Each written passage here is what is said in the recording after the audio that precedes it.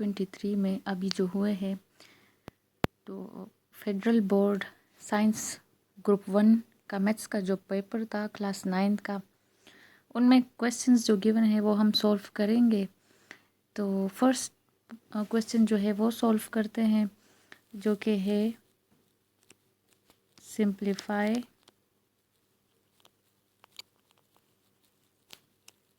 और क्वेश्चन है 81 power n dot 35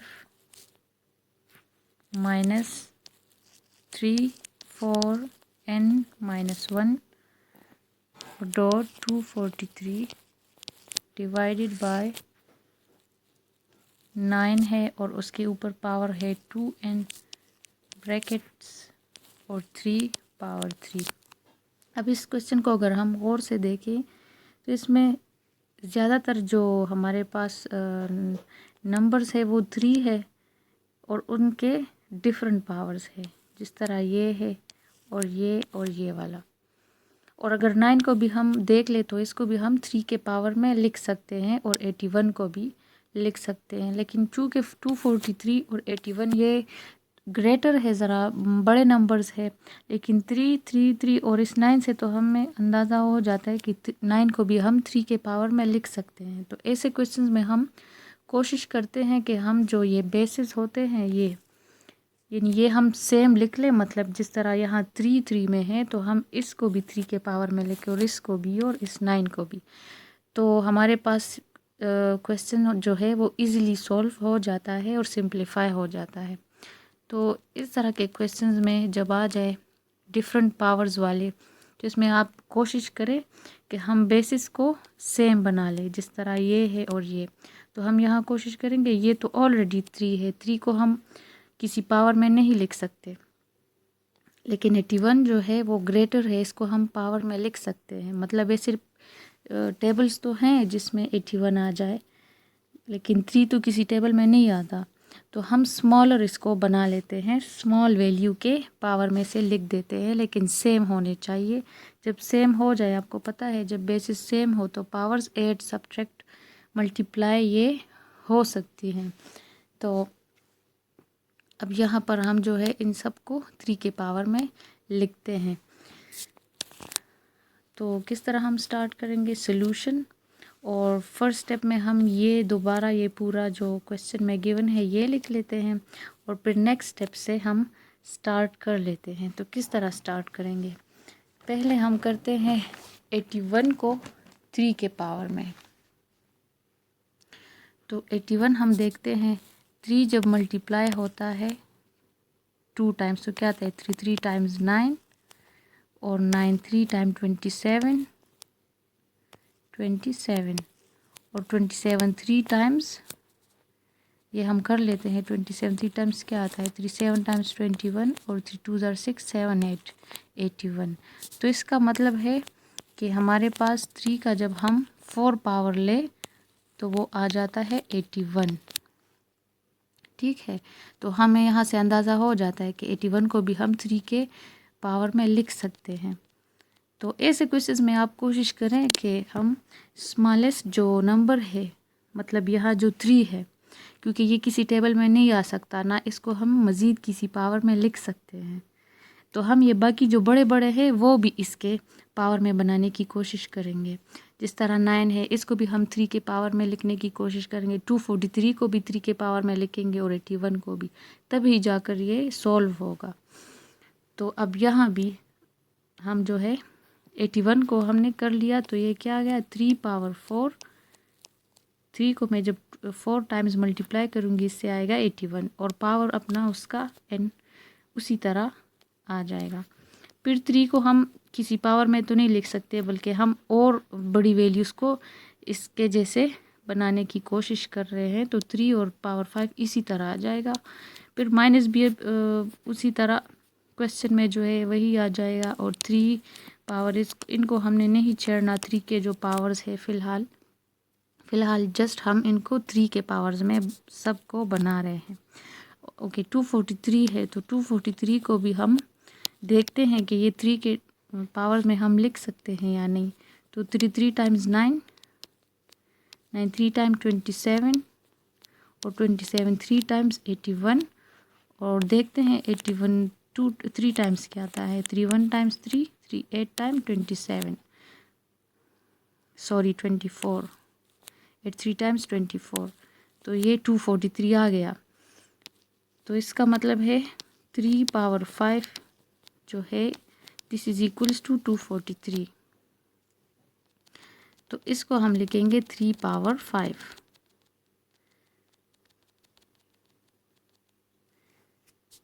यहाँ ये जो है इसकी जगह आ जाएगा 3 पावर 5।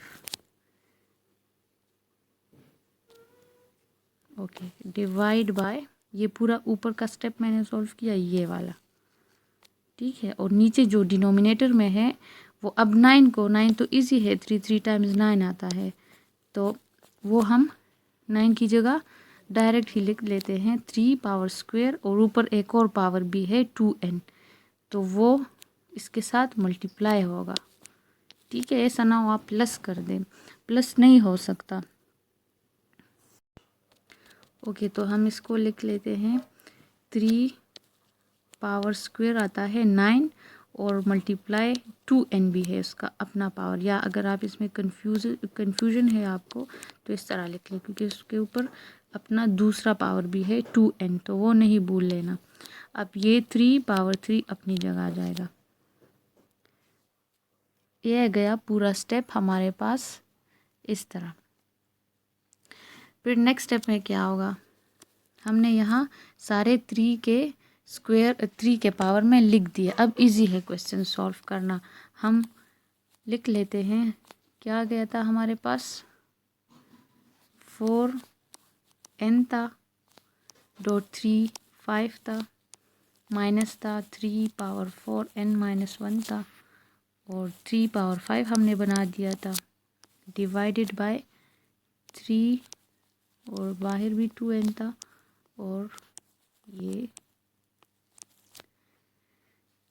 ओके। अब हम जो है इनके पावर्स जो है वो सम अप कर लेते हैं, या जो मल्टीप्लाई है मल्टीप्लाई कर लेते हैं। अब यहाँ 3 पावर 4n है, जब ब्रैकेट से बाहर एक पावर हो और एक अंदर हो, जिस तरह यहाँ 4 है अंदर और बाहर n है, तो ये इसका मतलब है ये पावर्स मल्टीप्लाई हो रहे हैं इस तरह, 4 मल्टीप्लाई n, तो क्या आ जाएगा 4n, तो 3 पावर 4n आ जाएगा, और डॉट आ जाएगा अपनी जगह, 3 पावर्स 5 एज इट इज़ आ जाएगा, और माइनस भी अपनी जगह आ जाएगा।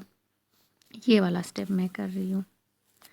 ओके, ये 3 और 4n माइनस 1, और इसका 3 के ऊपर है 5 डिवाइडेड बाय, अब ये नीचे देखें तो 3 है और पावर एक अंदर 2 है एक बाहर 2n है, तो 2 मल्टीप्लाई 2n क्या आ जाएगा, 2 टाइम्स 4 आ जाता है, और n अपनी जगह, तो ये है 4n, बीच में है डॉट और इसका है पावर 3।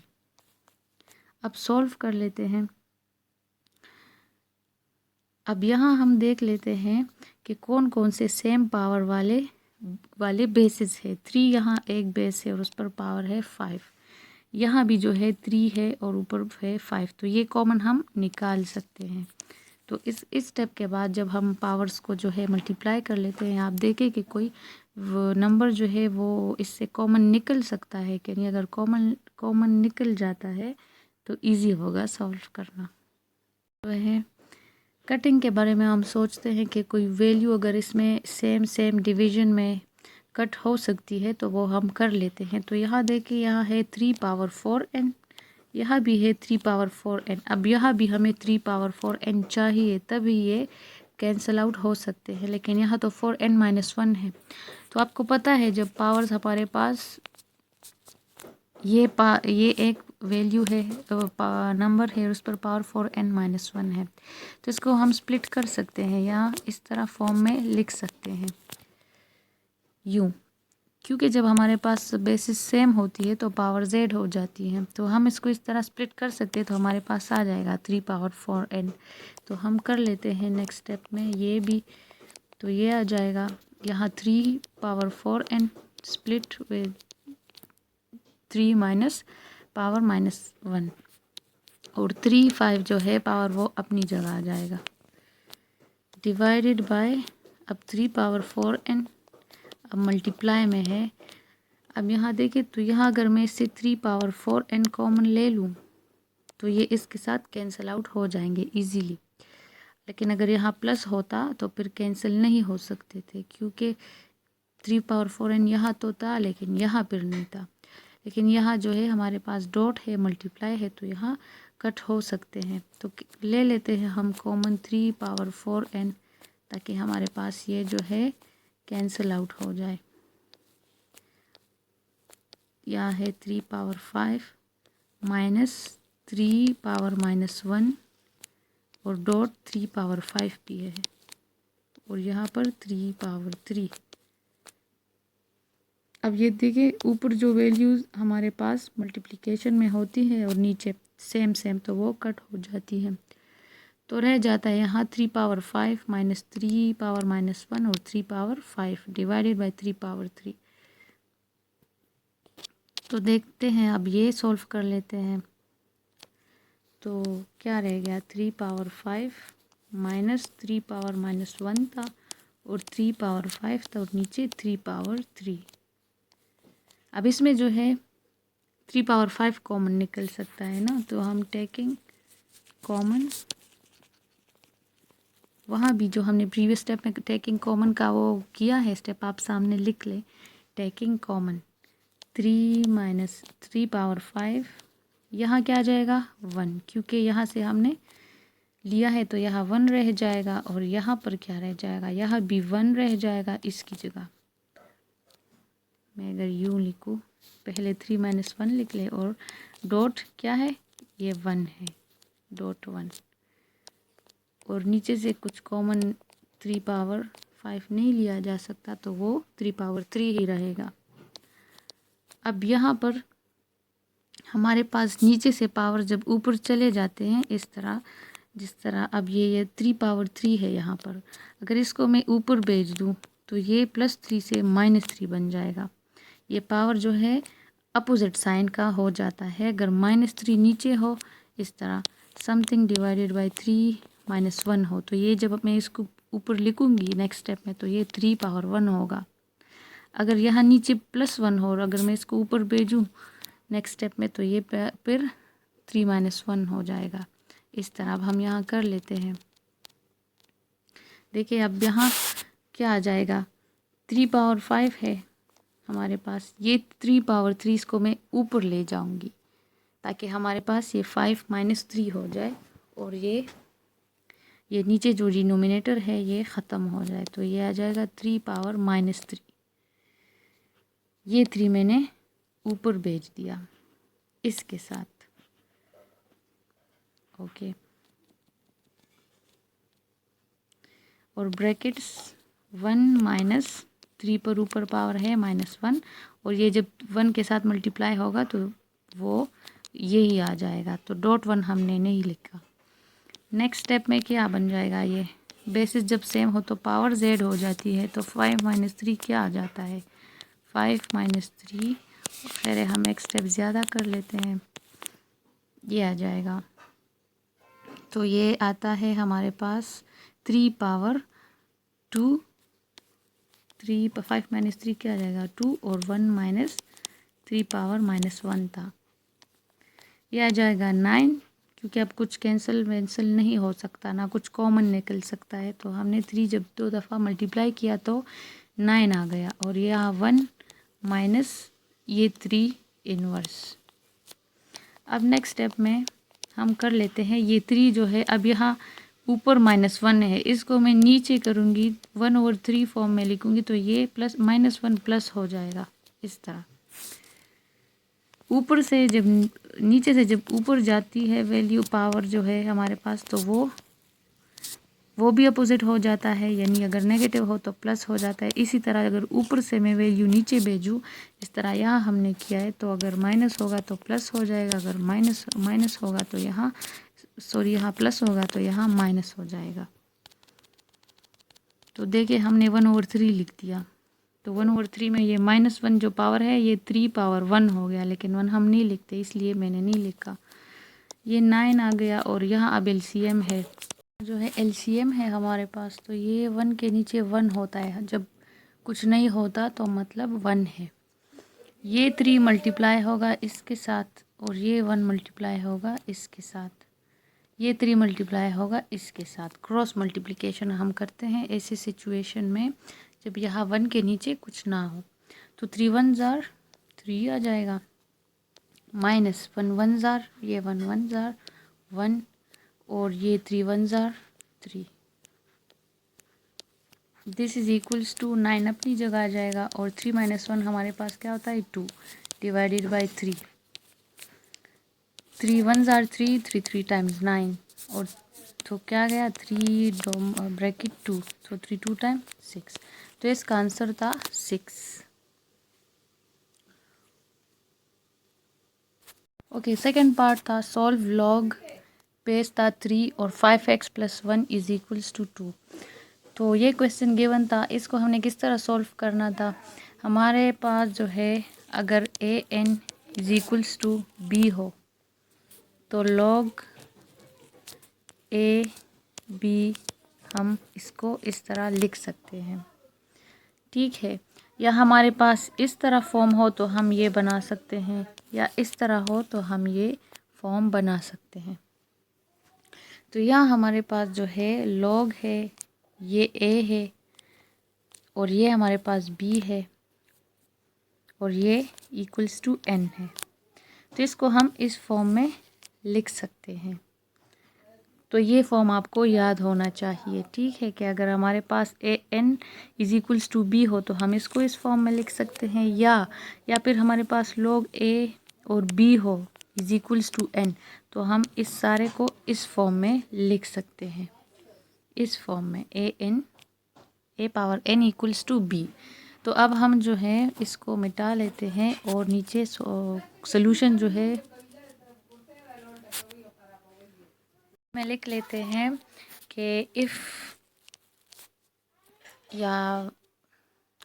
हम लिख लेते हैं if log a b equals to n then a n is equals to b। तो ये हमने याद रखना है, ठीक है। तो क्वेश्चन हम किस तरह सॉल्व करेंगे, सॉल्यूशन होगा इसका, पहले स्टेप में इसको पूरे क्वेश्चन को दोबारा लिख लें और नेक्स्ट स्टेप में हम उसके सामने लिखेंगे if log a b equals to n then a n is equals to b।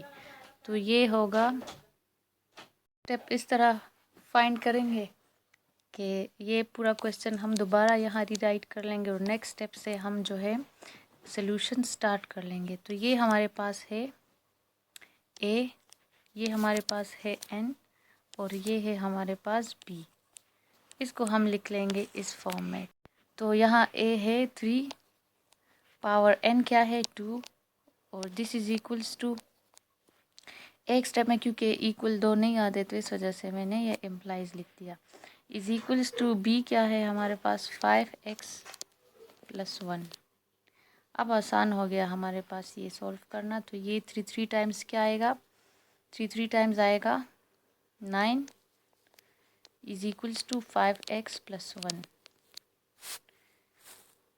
अब हमें जो है x की वैल्यू चाहिए, हमें x फाइंड करना है, तो हम ये 1 जो है यहाँ 9 के साथ लिख देंगे। तो नेक्स्ट स्टेप में होगा 9 - 1, 9 - 1 इज इक्वल्स टू 5x।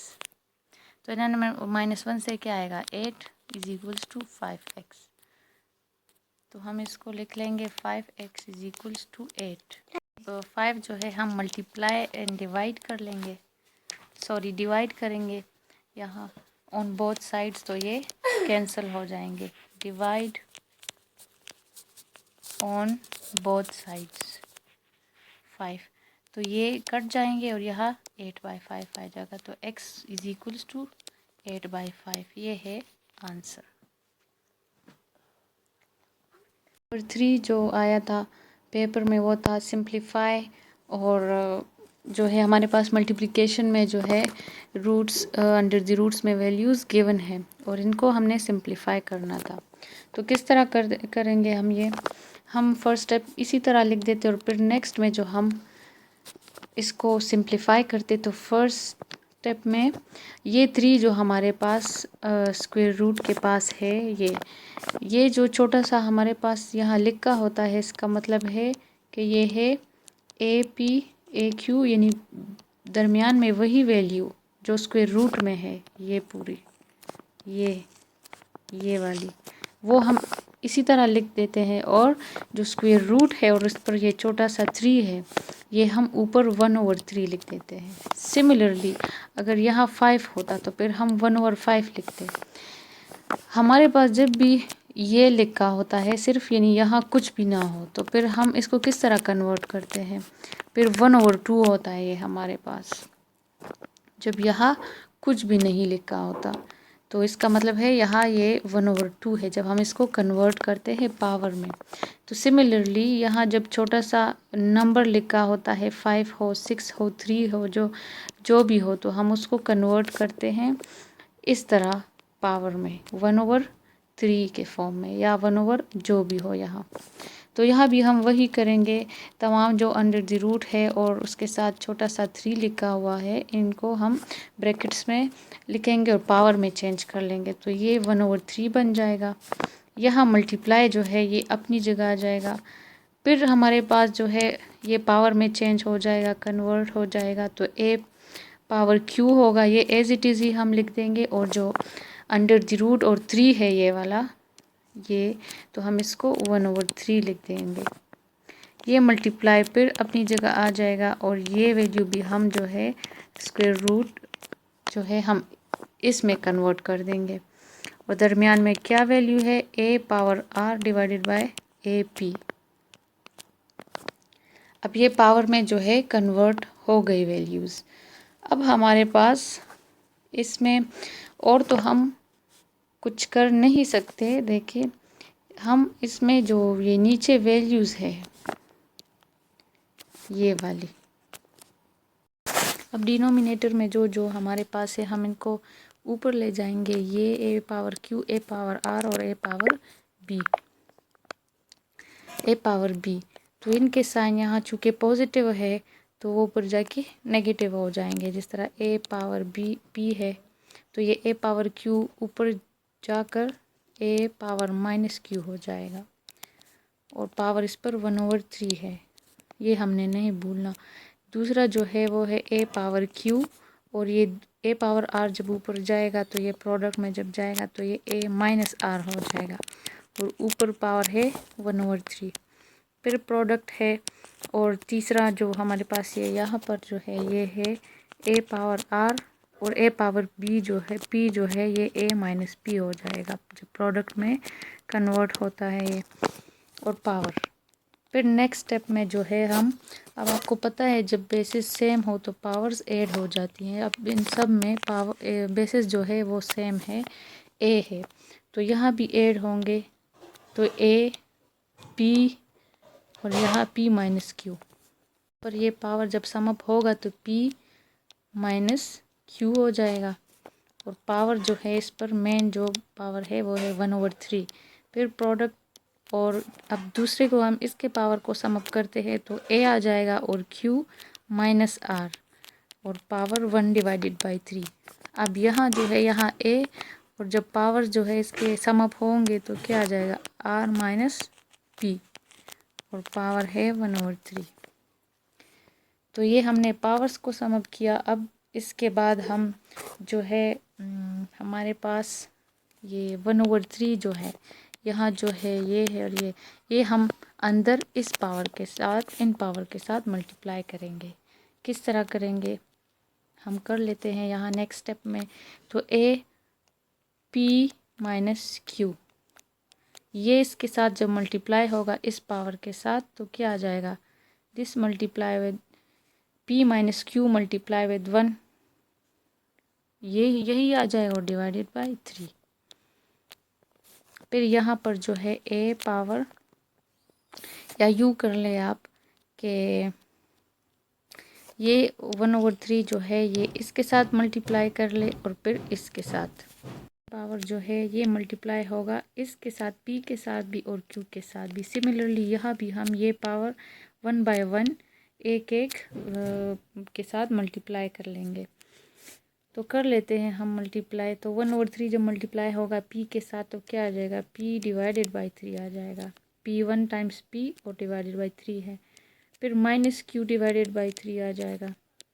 ये a है बेस और ये 1/3 मल्टीप्लाई होगा इस q के साथ तो क्या आ जाएगा, q डिवाइडेड बाई 3 और माइनस r जो है वो फिर इसके साथ मल्टीप्लाई होगा तो ये आ जाएगा माइनस r डिवाइडेड बाई 3।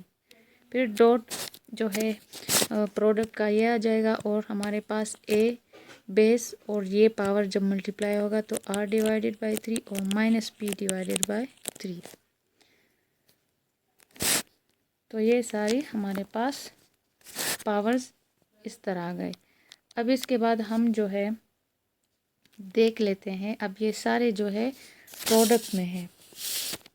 यहाँ पर जो है हमारे पास अगर हम देखें तो पावर्स भी जो है सॉल्व हो गई और अब बेसिस अब इनमें भी सेम है, बीच में प्रोडक्ट है और बेसिस सेम है। तो जब बेसिस सेम हो तो पावर्स ऐड हो जाती हैं, तो यहाँ भी ऐड होंगी। तो हम एक दफ़ा a लिख लेंगे और फिर इन तमाम पावर्स को सम अप कर लेंगे। p डिवाइडेड बाई 3 और माइनस q डिवाइडेड बाई 3, यहाँ से प्लस q डिवाइडेड बाई 3 ये वाला और माइनस r डिवाइडेड बाई 3, फिर प्लस ये r डिवाइडेड बाई 3 और माइनस p डिवाइडेड बाई 3। ये सारे पावर्स हमने सम में लिख दिए क्योंकि इनके बेसिस जो थे वो सेम था, a था। अब इनमें कैंसिलेशन कर लेते हैं तो अगर सेम पावर्स हो तो हम वो कट कर लेते हैं। तो minus q divided by 3 plus q divided by ये कट गए, प्लस p डिवाइडेड बाई 3 और माइनस p डिवाइडेड बाई 3 भी कैंसिल और माइनस r बाई 3 और प्लस r बाई 3 ये भी कैंसिल। तो सारे कैंसिल हो गए तो क्या रह जाएगा, a पावर 0। तो जिस चीज़ का भी पावर 0 हो वो इक्वल्स टू होता है 1। ये था इसका आंसर।